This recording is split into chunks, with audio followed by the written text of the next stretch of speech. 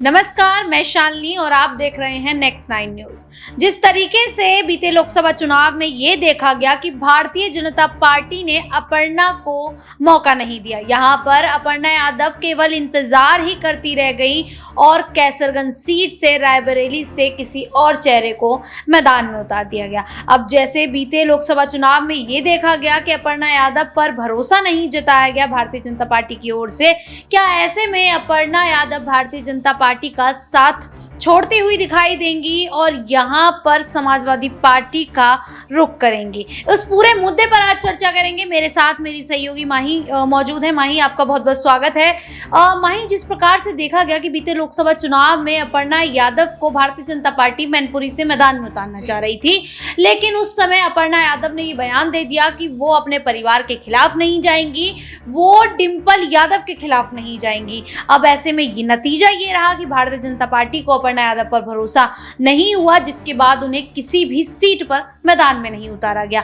अब जो उत्तर प्रदेश में 10 विधानसभा सीटों पर उपचुनाव होना है, क्या ऐसे में भारतीय जनता पार्टी अपर्णा यादव को इन 10 सीटों में से किसी सीट पर मैदान में उतार सकती है या फिर नहीं? और इसके बाद नतीजा क्या रहेगा कि अपर्णा यादव समाजवादी पार्टी का रुख करेंगी या फिर से इंतजार करती दिखाई देंगी? क्या लगता है? जी बिल्कुल, देखिए जिस तरीके से पूरा मामला निकलकर सामने आया है शालिनी, ऐसा देखा जा रहा है कि अपर्णा यादव लगातार पार्टी में तो बनी हुई है, लेकिन भारतीय जनता पार्टी उनको कोई जिम्मेदारी नहीं दे रही है। अब ऐसे में पूरा अगर उनका बैकग्राउंड देखा जाए तो वो इसी बात को लेकर कहीं ना कहीं भारतीय जनता पार्टी में शामिल हुई थी कि वो जाएंगी और उनको कोई बड़ा पद मिल जाएगा, लेकिन तब वो चुप रहती है जब उनको कोई पद भारतीय जनता पार्टी नहीं देती है। लेकिन इसके बाद अब 2 से 2.5 साल हो गए हैं, अपर्णा यादव को कोई बड़ी जिम्मेदारी नहीं मिली है। अब ऐसे में माना ही जा रहा है कि सपा के साथ जाना ही उनके लिए बेहतर विकल्प है। अब ऐसे में उपचुनाव का आपने जिक्र किया, उपचुनाव में 10 सीटें हैं भारतीय जनता पार्टी। जब आप सोचिएगा कि लोकसभा चुनाव जो कहीं ना कहीं ज्यादा से ज्यादा सीटों पर वो अपने प्रत्याशी उतार रही थी, तब उन्होंने मौका नहीं दिया। तो ऐसे में 10 सीटों पर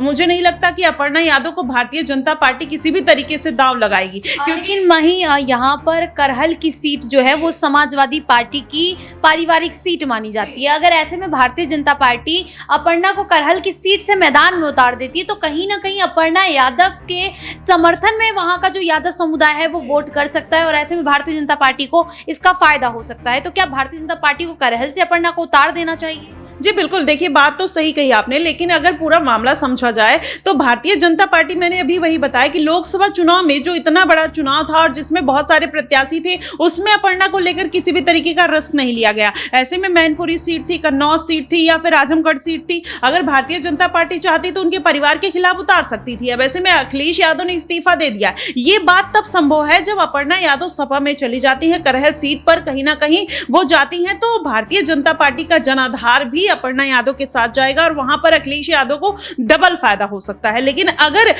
भारतीय जनता पार्टी उनको चाहेगी कि इस बार के उपचुनाव में इनको किसी तरीके का इस्तेमाल, राजनीतिक तौर पर इनका इस्तेमाल किया जाए, मुझे नहीं लगता कि भारतीय जनता पार्टी किसी भी तरीके का रिस्क लेगी। लेकिन वहीं अखिलेश यादव और शिवपाल यादव ये चाहते हैं कि अपर्णा यादव की घर वापसी हो, क्योंकि आप देखेंगे उनके परिवार में डिंपल यादव, अखिलेश यादव, शिवपाल यादव, धर्मेंद्र यादव, तमाम आदित्य यादव, तमाम जो बड़े बड़े उनके घर में फेसेस हैं, कहीं ना कहीं किसी पद पर बैठे हैं। लेकिन अपर्णा यादव जो घर की सबसे लाडली बहू है, उनको ही कोई जिम्मेदारी नहीं मिलती और वो भी दूसरे पार्टी में शामिल हो जाती है। वहां पर उनको इस तरीके से दरकिनार करना कहीं ना कहीं यादव परिवार के लिए ही एक बेइज्जती का विषय माना जाता है और अखिलेश यादव ये बात कहते हुए भी नजर आए थे। अब ऐसे में अपर्णा यादव के ऊपर ये पूरा फैसला माना जाता है, लेकिन अब उनको भी अपने राजनीतिक कैरियर के बारे में सोचना चाहिए और मुझे लगता है कि आसानी से अब अगर इस बार कोई जिम्मेदारी नहीं मिलती है तो जाहिर तौर पर उनके पास कोई विकल्प नहीं बचता है। बिल्कुल, यहाँ पर अपर्णा यादव को अब कोई ना कोई निर्णय तो लेना ही होगा। अगर इस उपचुनाव में ये देखा गया कि भारतीय जनता पार्टी ने उन्हें कोई जिम्मेदारी नहीं दी या किसी भी सीट से मैदान में नहीं उतारा, तो अपर्णा यादव को इंतजार करने की बजाय यहाँ पर समाजवादी पार्टी का रुख कर लेना चाहिए, यही उनके लिए सही साबित होगा। लेकिन माही, जिस प्रकार से अब देखा जा रहा है कि उत्तर प्रदेश में जो विधानसभा सीटों पर 10 सीटों पर उपचुनाव होना है, ऐसे में यहाँ पर लगभग ये कह सकते हैं कि जो 5 दल हैं या जो 5 पार्टियां हैं वो मैदान में उतर चुकी हैं। यहाँ पर बहुजन समाज पार्टी, भारतीय जनता पार्टी, अपना दल कमेरावादी की प्रमुख पल्लवी पटेल ने भी ऐलान कर दिया है। चंद्रशेखर आजाद भी कहीं ना कहीं ये कहते दिखाई दे रहे हैं कि वो इन उपचुनाव में मैदान में अपने उम्मीदवारों को उतारेंगे। अखिलेश यादव तो है ही। तो यहाँ पर केवल 10 सीटें हैं, लेकिन यहाँ पर पार्टियां 5 हो गई हैं। अब इन 5 पार्टियों के बीच में जो टक्कर होगी वो देखने वाली होगी। क्या ऐसे में यहाँ पर जो नए चेहरे उभर कर आ रहे हैं, या चंद्रशेखर आजाद की बात की जाए, अपना दल कमेरावादी प्रमुख पल्लवी पटेल की अगर बात की जाए, तो यहाँ पर ये नए चेहरे हैं और ऐसे में क्या ये चेहरे जीत हासिल करते दिखाई देंगे? और जो अभी हाल फिलहाल में बीते लोकसभा चुनाव में समाजवादी पार्टी का प्रदर्शन हुआ है, क्या ऐसे में केवल समाजवादी पार्टी ही पूरा पत्ता साफ करती दिखाई दे सकती है? देखिए, इसमें अगर देखा जाए शालिनी, तो कह सकते हैं, लेकिन इस तरीके से चंद्रशेखर आजाद उभर कर सामने आए। करहल सीट पर और बिजनौर सीट पर उन्होंने अपने प्रत्याशी उतारने का ऐलान कर दिया। अब चंद्रशेखर आजाद का जो जनाधार देखेंगे, लगातार युवाओं के बीच में बढ़ता हुआ नजर आ रहा है। ऐसे में कहीं ना कहीं उनकी पार्टी की जो एक हुकूमत है वो भी बढ़ती हुई नजर आ रही है। वैसे में जाहिर तौर पर टक्कर तो देंगे, लेकिन अखिलेश यादव को हरा पाना मुझे लगता है कि इस उपचुनाव में कहीं ना कहीं वो बीजेपी के लिए भी मुश्किल होगी। और पल्लवी पटेल ने तो 22 प्रत्याशी मैदान में उतारे, एक भी सीट पर वो जीत नहीं दर्ज कर पाई। तो मुझे नहीं लगता कि पल्लवी पटेल इस कंपटीशन में आती भी हैं। अगर देखा जाए तो 3 बड़ी पार्टियां हैं जो इस बार के उपचुनाव में अपना परचम लहरा सकती हैं, जिसमें से आप देखेंगे भारतीय जनता पार्टी और अखिलेश यादव और चंद्रशेखर आजाद। वहीं पर अगर देख लिया जाए, कांग्रेस पार्टी भी केवल उत्तर प्रदेश में 9 सीटें लेकर आई है, तो उसमें भी कोई बहुत दमखम देखने को नहीं मिला। ऐसे में मायावती ने, आपने देखा, 432 सीटों पर प्रत्याशी उतारती हैं, तो वो भी कहीं ना कहीं इस लीग से बाहर नजर आ रही है। तो पूरा जो मामला भी बनता हुआ नजर आ रहा है। और आप देखेंगे चंद्रशेखर आजाद केवल 2 सीटों पर क्यों उतारने की बात करते हैं, क्योंकि वो सपा का गढ़ माना जाता है। अखिलेश यादव ने नगीना सीट पर चंद्रशेखर आजाद को दरकिनार कर दिया था।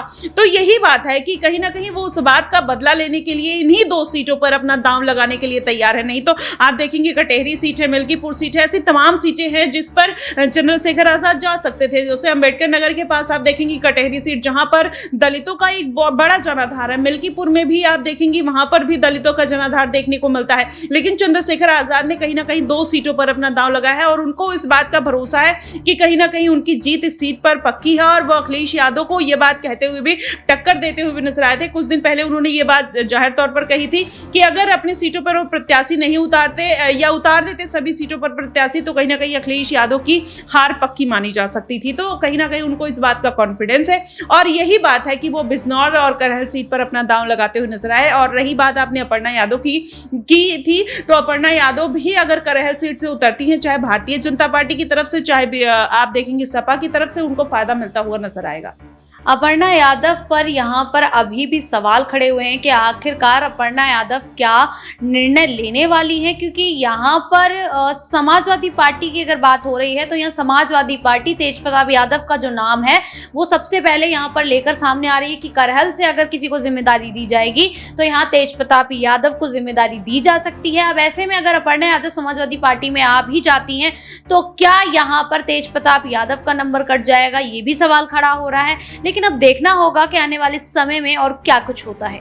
फिलहाल के लिए इतना ही। इसी प्रकार की देश दुनिया से जुड़ी खबरों के लिए देखते रहिए नेक्स्ट 9 न्यूज़।